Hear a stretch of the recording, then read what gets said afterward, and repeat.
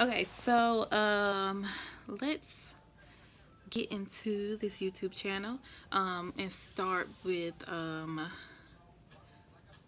my Air Force experience so far. Like some background why I decided to join, and like just the things that I'm experiencing, and my opinion about a few things.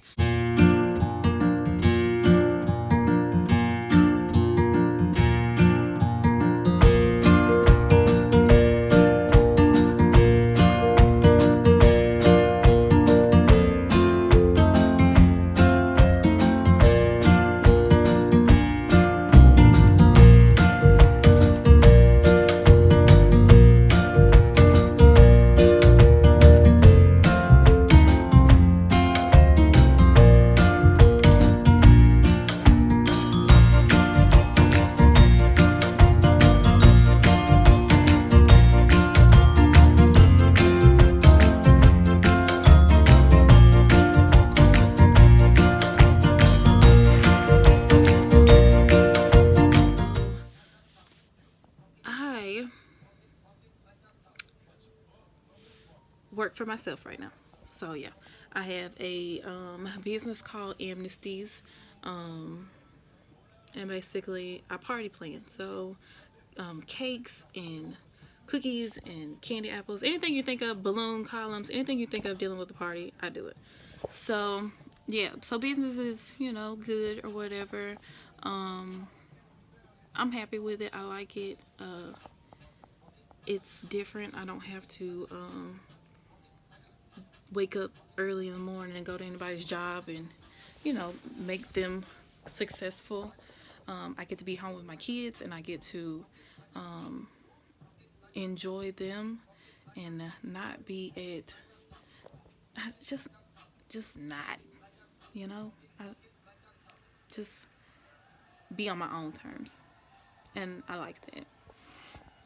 But like I said in my last video, when I was in high school, I was getting ready to enlist in the Air Force. Took the ASVAB in high school, like did bomb. Like it was like only a few of us in high school that made like in the 90 percentile, and like I was one of them. So like your girl was ready, and it's crazy because when I first got in high school, my mom was signing me up for classes. Like in ninth grade, your parent has to sign you up for your classes or whatever. And my mom was like trying to push me to get into ROTC because she was in ROTC, and I did not want to be in ROTC because weird people are in there. And I thought I was cute, and I thought I was cool, and I'm already at this bougie school. Well, it wasn't even bougie, but I grew up in South Memphis, so like my whole family went to Mitchell High School except for freaking me. So I went to a charter school in middle school, and like I had to take two buses a day, like the bus and a transfer to get on another bus every morning to get to this damn school. When I first hated it, because first of all, that school cut into your summertime. So instead of me going to school in August with the rest of the kids, I had to go to school in July. Like terrible. And then it was a long school day. It was like from 8 to 5 p.m. It was just a lot. But I now, you know, thanks mom, I needed that because it definitely molded me into the person that I am today. But at the time, baby, I wasn't trying to hear that. And then when I graduated, I finally thought I'm going to the school, I was destined to go to. It's just part of my family. No, I go to Central. And I walk into this dang school, and it's nothing that I'm used to. Like, culture shock is like it don't even kind of explain like how I was feeling when I walked into that school. I cried for the first 2 weeks straight, like begging my mom to let me go to Metro. Like, these kids are driving cars, and like they got on these name brand clothes, and like it's people of every culture, every race, and like Little me from South Memphis ain't used to this. So when she was trying to sign me up for ROTC, baby, I was like, no. I was like, nothing. There was nothing you could do to get me an ROTC. Like, I wanted nothing to do with it. So she was like, okay, so if you don't get into ROTC, you got to take Latin instead of Spanish, because my mom's a nurse, and she was like, Latin to help you with medical, and you say you want to be a nurse, blah, blah, blah. The worst class in the world. And we had like this evil teacher. I think he like skinned cats or something. I don't know. He was terrible. But anyway, so I was like, I'll take Latin. I'm not taking ROTC. But my best friend at the time was in ROTC, and she always got out of class, and she was always going on these field trips. And like after school, I would walk home with her until somebody would come pick me up, or I take a late bus home or whatever. And she'd always be in drill practice with ROTC, and I'd always go down there and watch them or whatever. They seemed to be having a good time, but me still not interested in it. And first sergeant Romy Green, the best man in the world, absolutely positively love him. Every day he'd say, you need to go ahead and get an ROTC next semester. And I'm like, no, you can't make me. And he was like, you'll be in ROTC next year. And I'm like, and I think he said it, he had to have said it every day. Every time he passed me in the hallway, every time he seen me, he was like, yep, I'll see you next year. And I'm just like, but guess what? Next year, I enrolled into ROTC, and I thought it was going to be the worst thing ever. But he would always tell me I had, like, these leadership qualities, and I had the, ability to be great. Like, he always spoke, like, positivity into every freaking student. And, like, I don't know, he was like the dad that a lot of us needed in school. And, he was always there when you needed him. And when we needed him, like, it was nothing that we couldn't ask for that he wouldn't give us. Like, he was the best ever. So I ended up getting into ROTC and loved it. Like, I thought it was gonna be like, yes sir, no sir, like type shit, and I wouldn't like into none of it. But it was the complete opposite.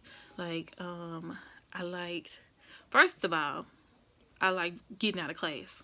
Like, I can get out of freaking Mr. Chu class, I'm gone. So I liked being able to get out of class and stuff like that. But I think I really just enjoyed like the structure, and I enjoyed like the leadership and being able to have some type of I don't know, what word am I looking for? Anyway, I was just, I just like the structure, and I like being around other people. And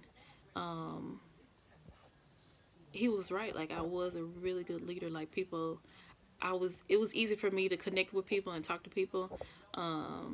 So, like, in no time, I was, like, ranking up like crazy. So, yeah,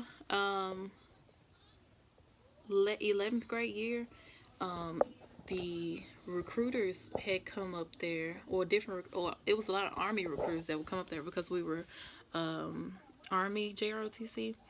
But one day, Airforce recruiters came up there, and they were talking to me, and like, I was talking to this one lady, and she made it sound like I was gonna walk into the pearly gates if I joined, the Air Force. So they talked me into doing the ASVAB. They had a lot of people take the ASVAB at the school. So I'm thinking, ugh, I don't want to. I just took the dang ACT, and I don't know how I did on that shit. So, but anyway, so I took the ASVAB, and child, it was like the ACT all over again. But like, they had like mechanics in there. Like, I'm 16, 17. I don't know what the heck these car parts are, but anyway, ended up making like a 90 something on it. And that was like good. Like, I was like, damn, I did that good. So I was talking to my mom or somebody telling her I was going to join the Air Force, but I wasn't old enough, so she would have to sign for me, blah, blah, blah. And, like, not even like a month later, I found out I was pregnant with Danielle. So that stopped it. And like I said before, it was really because, not because I couldn't go, but because I felt like,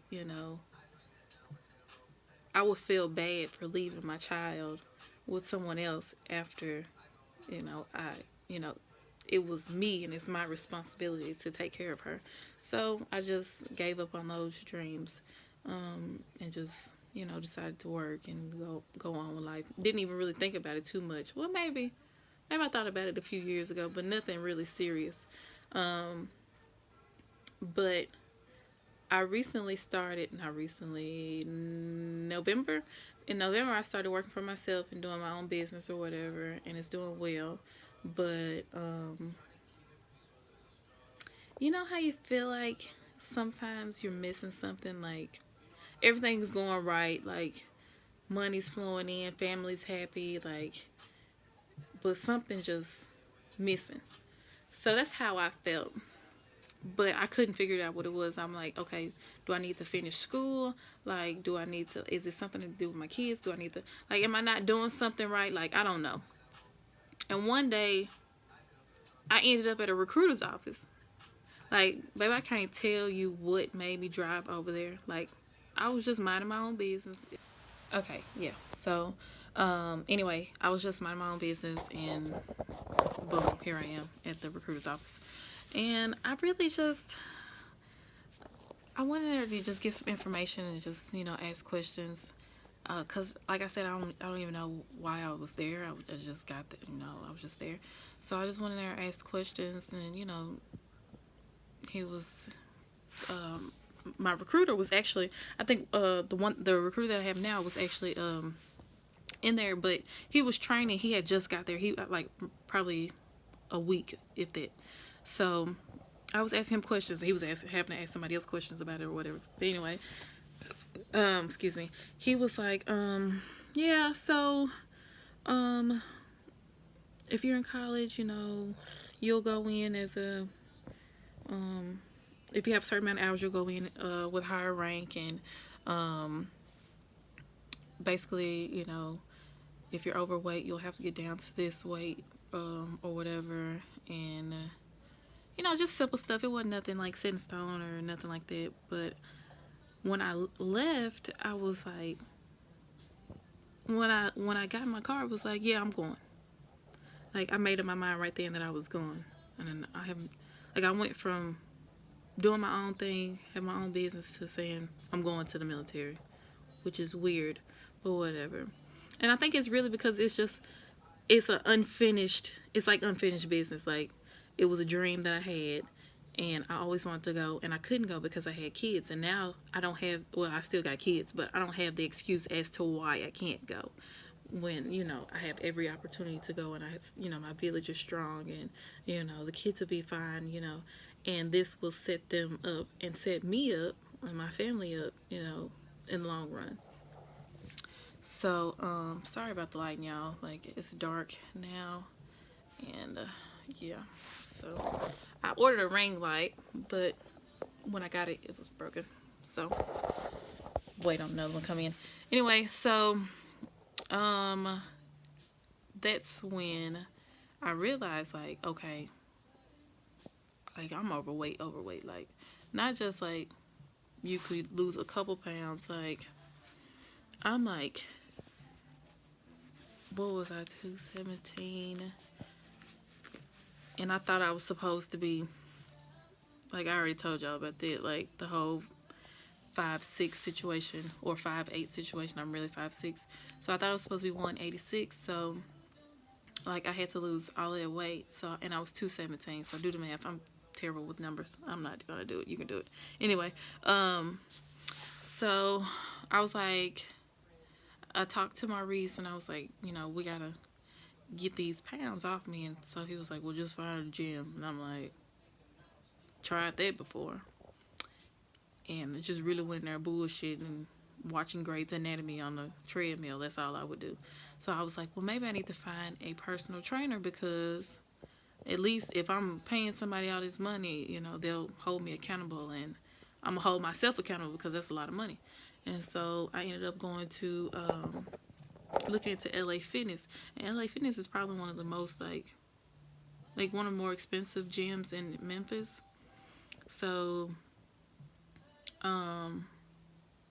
when I talked to the recruiter, he was saying that, okay, if I start the DEP program basically now, that, you know, I'd be gone by August. So, well, not now, when I went anyway. So I'd be gone by August. So I was like, damn, like I went in May, April. It was either the last week of April or like the first week of May, one of them. But that's when I went to go speak to him. So I'm like, damn. So that gives me May, June, July, and a little bit of August to get my shit together. So 3 months. And here I am, like, I don't know, 30 pounds overweight. And really, in the end, it ended up being 40. Shit, now I got a math. I hate this. I just carry the one. 47 pounds overweight. Like, how do you even say that, though? Like, how do I even say, like, that's slick embarrassing, because, like, how did I let myself get that overweight? Now, I'm gonna insert some pictures somewhere. I was never, like, huge. Like, it didn't look bad on my frame. How about that?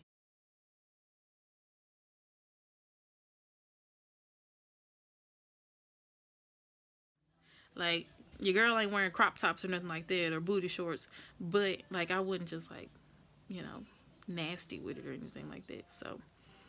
Um,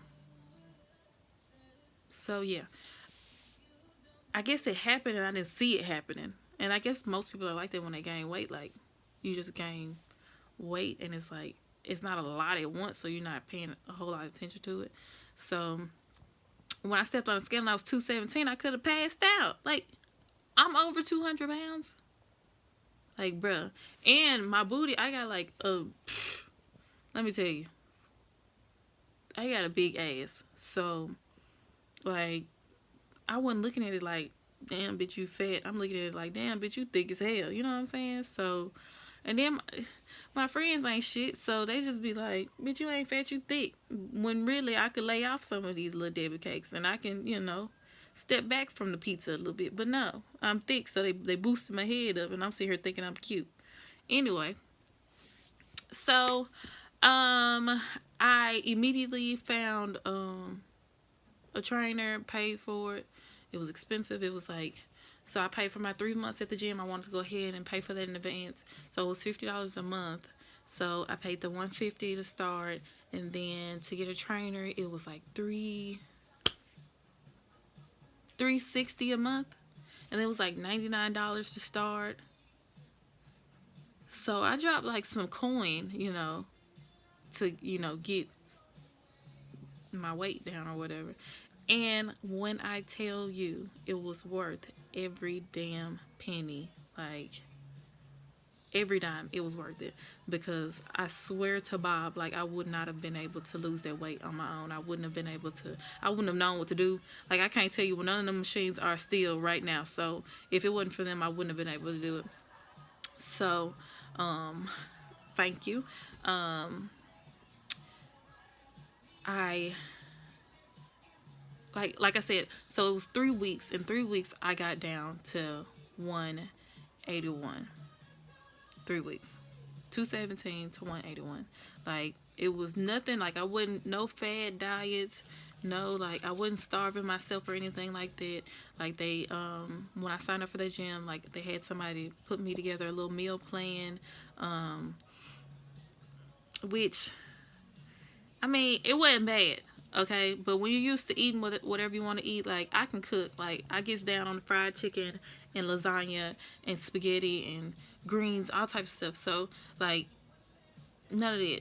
So, like, my meal plan was which I'm still doing, but my meal plan was for 4 weeks, and it was the exact same thing every day. So every morning I wake up, eat 4 egg whites, a bowl of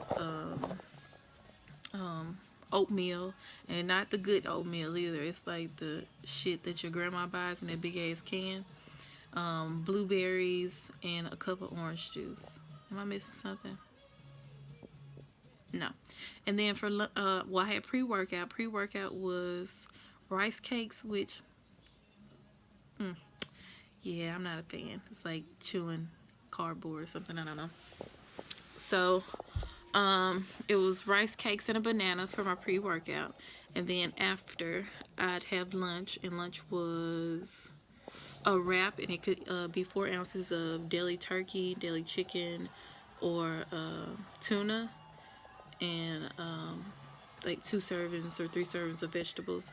And I could have whatever type of wrap I wanted, so I could do like the flour or the wheat or whatever. So whatever type of wrap I wanted. And then I had a protein shake. Am I missing a meal?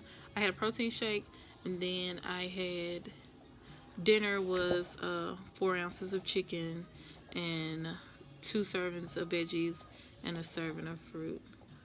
Every day. Every single day. Every day. And I guess I kind of tried to like fix it up a little bit so it didn't feel like I was eating the same thing every day. Like I tried for a while I did like zucchini pasta, which is really good. Instead of doing like a chicken wrap, I'd make it like a chicken fajita wrap.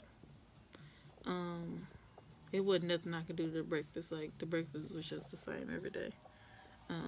So I think the hardest part about that was, you know, the variety just wasn't there. Like it was just me eating the exact same thing over and over again. And for me to like food the way I like food, like that was really hard for me. But now it's easier.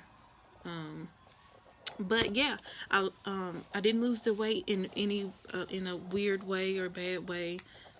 So you know, y'all don't have to worry about me, you know, passing out or anything like that. Like I did everything the right way. Exercising, changing my diet. Yeah. So I was thinking it would take a lot longer than it did, but it didn't. And I'm like, damn. And my recruiter was like, damn. So he was like, you know, we expected you to be, you know, a lot longer than what you were. And he was like, okay, well, let's get, you know, the ball rolling on everything. So I went and took the ASVAB Thursday. Okay, so I can tell y'all, excuse me, so I can tell y'all like about the ASVAB while it's still fresh. But I'm gonna tell y'all from like the perspective of an older person, because I feel like when I did the ASVAB the first time, it was easy because it was fresh information. Like it was stuff that you had just learned, or you were learning just then, or the only thing you wouldn't know in high school is like mechanics, unless, you know, you work on cars or something in high school. But I didn't. I still don't, so boom, there's that. So I was nervous about taking it again, first of all, because I'm like, damn, I don't want to go in here and fail and look dumb. So it's a lot of websites that you can go on and take practice tests. I'll probably link some below in the description box, so y'all can study or whatever. But I thought, can y'all hear this music? So I was like, well, maybe I should study a little bit just to, you know, refresh my memory.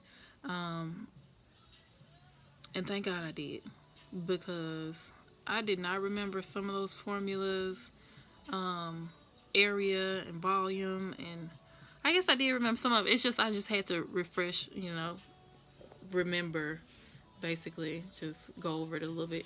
And I didn't study a long time, so I'm not gonna sit here and lie to y'all and say I studied every single day. Like, I probably started studying on Tuesday, and my test was Thursday. And even when I started studying, I think I did study for a long time on Tuesday. And when I say a long time, probably like I studied for like two hours on Tuesday.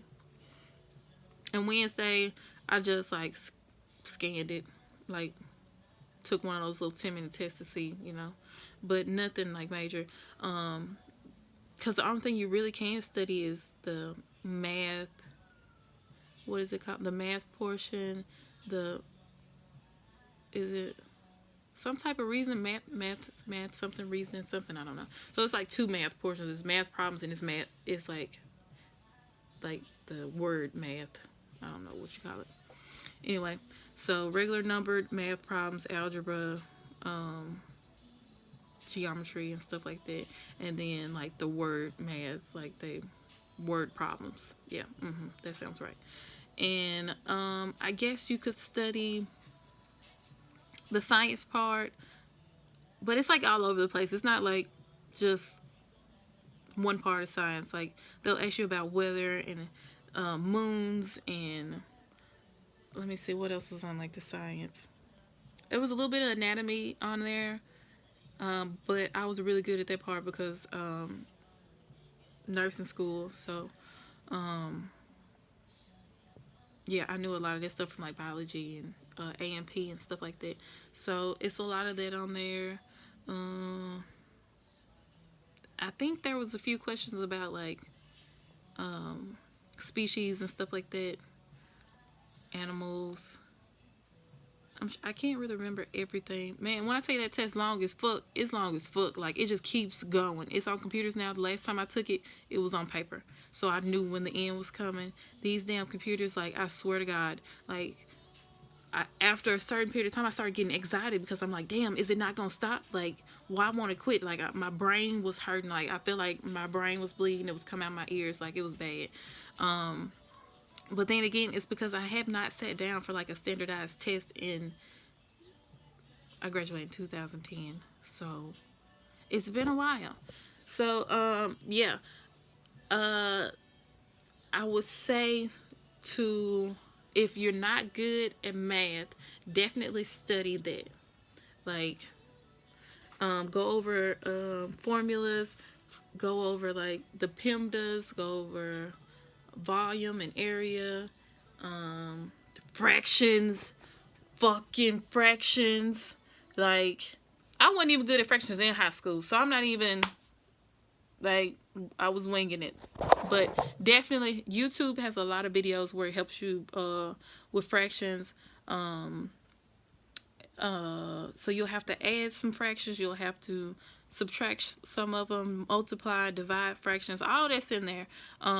What are the fractions called? What are they called? It's got the whole number and then it's a fraction. Be ready to simplify that and multiply it or divide it or whatever they do with those. So definitely be prepared for that.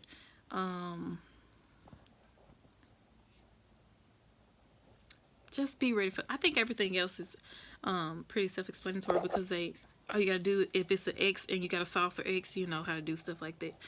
Well, I hope. If you don't, you might want to look into that. But that's stuff that doesn't leave you. But them damn fractions, psh, baby, if I can't slice it up like a pizza, I am done. Like, whew, man, those stressed me out. So I definitely had to look over that and study that. But once I looked it over, I was good. And I feel like when I did take the ASVAB, I did pretty decently on that. And, if my answer was close to one of those answers that was either A, B, C, or D, that's the one I picked.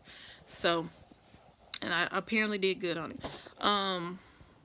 The word part of the ASVAB, you can't really study for it. Like, there's nothing, unless you can fucking scan a dictionary and really quickly, which is impossible.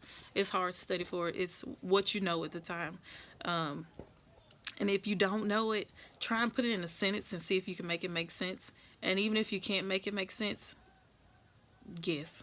Because there's nothing you can really If you've never heard of the word before, never heard it, so you don't even know how to pronounce it, you're screwed. So just pick one. You got a 25% chance of getting right.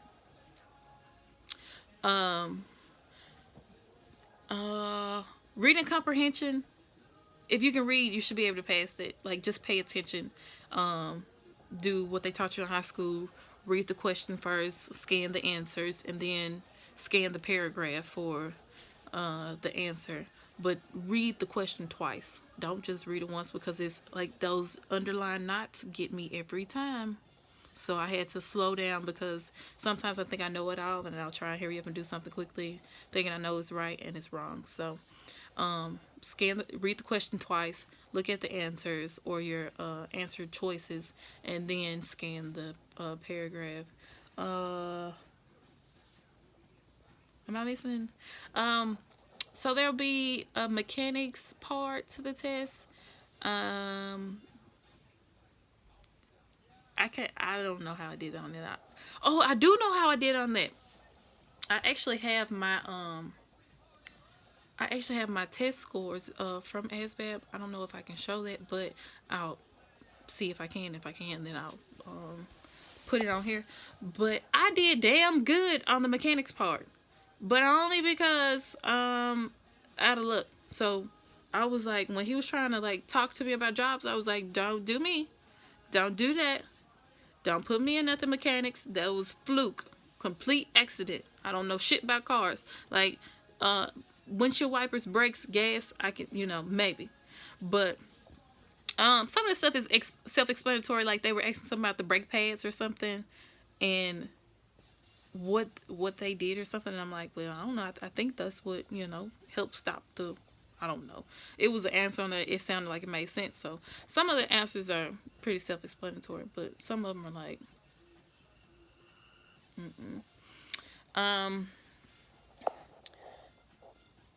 there was also another test. It wasn't even like part of the ASVAB. I think it was like something different.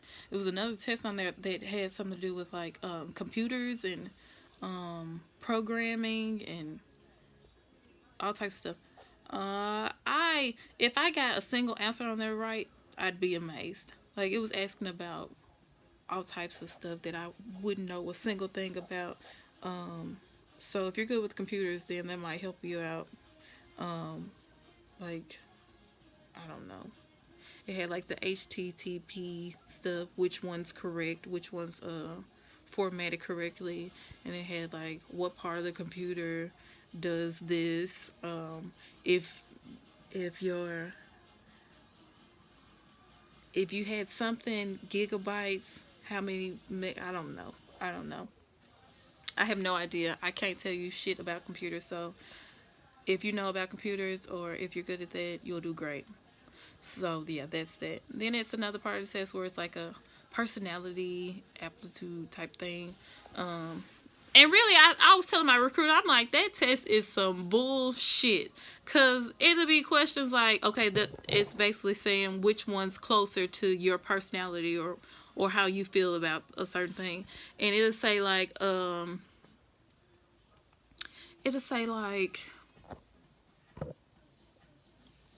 I consider myself to be lazier than others. And then the other one would be like, I wouldn't want to communicate with people of other cultures or races. You want me to they're both bad. They're both bad. Like, either I'm lazy or I'm racist. Like, I gotta pick one. I'll be lazy. So, but either way, those are two bad qualities to have in the military. And I swear to you, like, those two are two of the ones that were on the same, like, it's not like something I'm just making up, like, it could have been this. No, like, that was legit one of my questions. Like, I consider myself lazier than the people around me, or I don't want to, communicate with people of other cultures or races. And I'm like, I guess I'm lazy. I'd rather be lazy than racist, I guess. Like, it was crazy. It was a lot of questions on there. Like, bro, why would you're you're not giving me a good option. Like why? I don't know. That was the first time I took a something like that. So yeah, that's that. The test, I got to MEPS at a little bit before 10. They sent us, okay, I am also at the Memphis, Tennessee MEPS. So everyone's different. But when you walk in, you have to go through metal detectors. And let me tell you something. I don't know why I was nervous to go through this damn metal detector, because I didn't have anything on me, but I literally kept like fighting myself as to, trying to figure out whether I wanted to take my purse in or not, which is, baby, it was dumb. I'm like, but what if it'll be just my fucking luck. I go through these metal detectors and I don't know, I got a razor in my purse. It fell off my sink into my bag. I don't know, something dumb. And I'm just paranoid, I guess. But anyway, so I ended up leaving my purse in the car, and I just had my watch, my Apple Watch, my iPhone, my 2 pieces of ID that I was supposed to take, because you need to take your social security card and your driver's license, which make sure you take, because they literally check it in every room you go to. They check your social security card and your driver's license. And I had that, my phone. Oh, and then they give you like a piece of paper. Your recruiter give you a piece of paper to take into MEPS. So yeah, that's all I walked in there with. And I don't know why I was so nervous. And I didn't even have pockets. And I was still nervous, like I had something on me. Just dumb. Anyway, so yeah, I walked in there and signed in, and sat down. And it was like 1, 2, 3, 4. It was like 4 other people there waiting to be tested too. But it was other people there swearing in or something. But I couldn't really see what was going on back there. So she basically called us up one at a time, looked over our paperwork, put it in the system, and we had to do our fingerprints. And y'all, this light is terrible, and I'm so sorry. I promise it'll get better soon. So we did our fingerprints, and then as soon as we were done with that, we had to walk to the back to take the test. But I think that's why they called us back one at a time, because it's a guy back there who actually puts you on the computer and starts you off. But he takes your social security card and your driver's license, check you in again, use your fingerprint again, excuse me, and he sits you down, gives you a piece of paper and a pencil, and then tells you basically raise your hand if you got a question.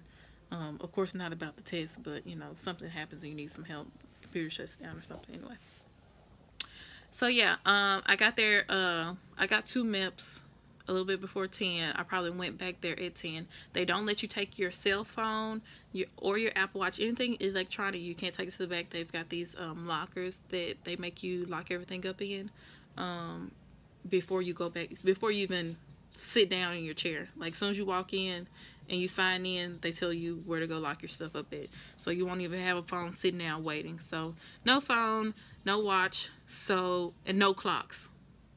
So at least no clocks. It was a clock in the waiting room. There wasn't a clock in the testing room.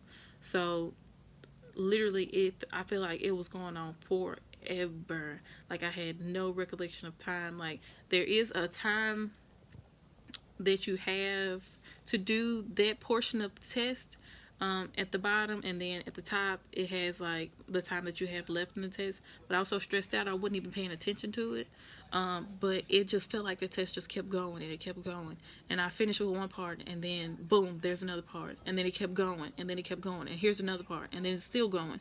And I'm like, towards the end I got so like anxious, and my anxiety was like through the roof, because I was like, bruh, it's like never ending. But finally it stopped, and I was like, thank God. Like I was like sweating and everything. And so I get to the front, and they give you your scores back instantly. But he gave me 2 pieces of paper, right? Okay, so this is what happened.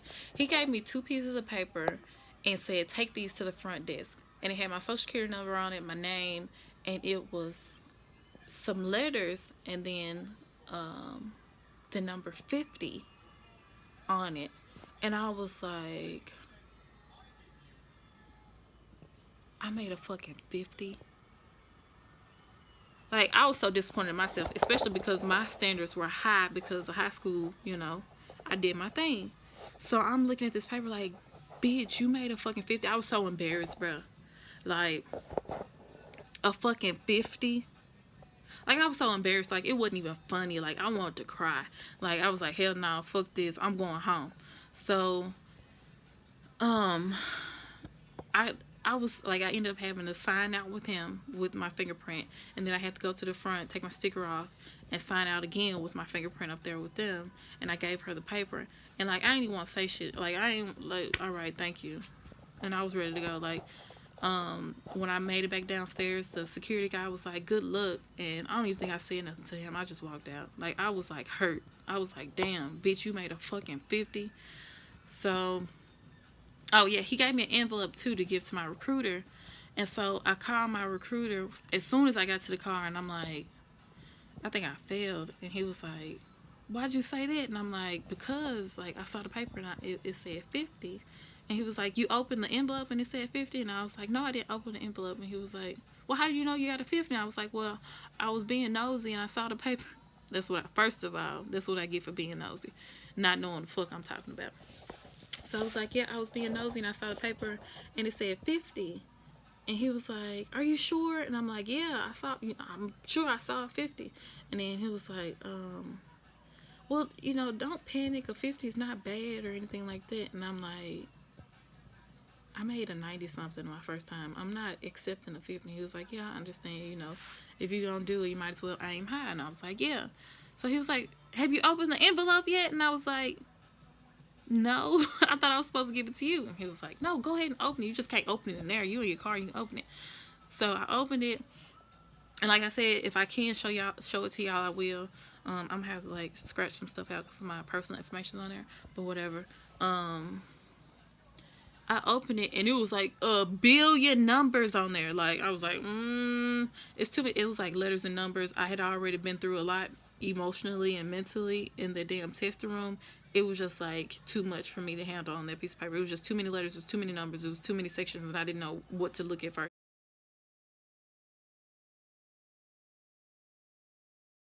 And he was like, and I was like, so what am I looking for? And he was like, I don't know. Let me ask, cause he's new. So he was like, I don't know, let me ask. And then he asked the other guy, and he was like, it'll say something like AFQT or something like that. And I'm like scanning the paper. He was like, let me know when you find it. I'm like, there's a lot of numbers on there and a lot of letters. So it took me a minute. So I found it, and I made a 70. 70. Was it 70? Something like that. So yeah, I made a 70, which still, it wasn't what I expected. I at least expected an 80, but it wasn't. It was good. So he was like, 70, great. You qualified for every job that we wanted you to get. So don't worry about it. You're not taking it again. Stop stressing it. You did good. You know, we don't need you to make, top percentile. It's not like, it's not going to change anything. So, boom. I was like, after that, I was like, okay, I can smile again. Life is better again. So I made a 70. So he was basically telling me to come back up to the office so, we could talk and, talk about our options and stuff like that. Yeah, so that was ASVAB. I wouldn't suggest, y'all stress it too much, but don't take it, don't be like too relaxed on it either, because you want to make a good score on it so that you have more options on the job that you get. You don't want to be confined to, so like just a handful of jobs. Like, you want to be able to go in there and have options. So definitely, if you feel like you're not 100% comfortable with some sections of the test, definitely study the math. Like, look over it. If you know you're not confident with fractions like I was, definitely make that something you study. Get on YouTube. It's a bunch of videos. I'll try and link some stuff down here so y'all can have a couple more tools to study with. But don't study smart, not hard. Don't sit there for hours and hours and hours the night before your test trying to cram a lot of information in, because it's not gonna work. Just on the reading comprehension part, that should be easy. Just pay attention, take your time. You got more than enough time to do that section. You have more than enough time to do the math section. Don't take too much time on a question, but don't just give up either. Like, and then if it comes down to it, if you don't know how to work the problem, it was a lot of questions on there that I did backwards. So instead of trying to solve the question on my own to get the answer, I take I'd say pick a random one like B and take that number and insert it, and then do the problem backwards and see if I came up with, the sum there. So that way, maybe I didn't know, or maybe I didn't remember how to solve the problem, but I know I can take one of these answers and stick it in the problem and get, the reverse answer, if that makes sense. I'm a terrible explainer, but whatever. So, study smart, not hard. If you have any questions, put them down below.